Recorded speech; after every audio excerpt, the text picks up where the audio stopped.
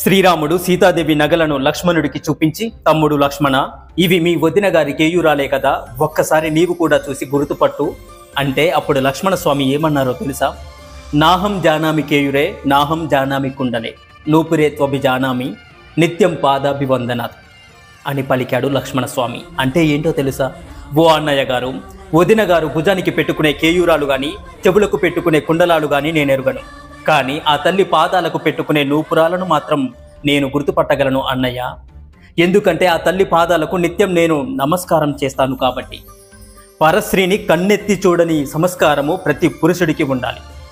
అసలు ఆడవారి ముఖంలో ముఖం పెట్టి కళ్ళలోకి సూటిగా చూస్తూ ఎందుకు మాట్లాడాలి, ఏం అవసరం ఉందని మాట్లాడాలి, ఏ ఉద్దేశంతో మాట్లాడాలి?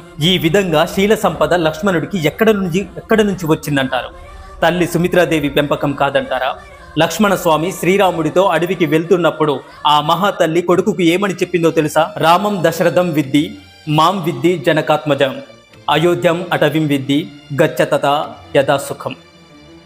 నాయనా లక్ష్మణ, నీ అన్నగారు అయిన శ్రీరామచంద్రుణ్ణి దశరథుడనుకో, నీ వదిన గారు అయిన సీతమ్మ తల్లిని నన్ననుకో, అడవిని అయోధ్య అనుకో, సంతోషంగా తిరిగి వెళ్ళిరా నాయనా అని చెప్పింది ఆ తల్లి. ఇంత సంస్కారం ఉన్న తల్లి పెంచింది కాబట్టే లక్ష్మణుడు అంతటి శీలవంతుడయ్యాడు, అంతటి గుణవంతుడయ్యాడు. చీర తొలగి మత్తులో ఉన్న తారతో మాట్లాడవలసి వచ్చినప్పుడు తల వంచుకొని మాట్లాడిన అద్భుత శీల సౌందర్యం లక్ష్మణ స్వామిది కాదంటారా? నేడు ప్రతి తల్లి తెలుసుకోవలసిన సత్యం ఇదే కదా. పిల్లలను ఈ విధంగా పెంచితే దేశంలో ఏ ఆడబిడ్డకైనా ఎందుకు బాధ వస్తుంది? ఏ ఆడబిడ్డైనా ఎందుకు బాధపడుతుంది? నిర్భయ లాంటి ఘటనలు ఎందుకు చోటు చేసుకుంటాయి? బంగారు తల్లుల జీవితాలు ఎందుకు చిదిమి వేయబడుతున్నాయి? రామాయణం, రామ కథలు విరివిగా ప్రచారం చేయాలి. ప్రతి ఒక్కరూ కనీసం 1 గంట సేపైనా రామాయణం, మహాభారతం, భగవద్గీత వినడము, చదవడం చేయాలి. పరశ్రీని ఇష్టం లేకుండా చేరబడితే దండన ఏదో, స్త్రీలతో ఎలా మెలగాలో అన్నీ తెలిసి వస్తుంటాయి. జై శ్రీరామ్. హరే కృష్ణ.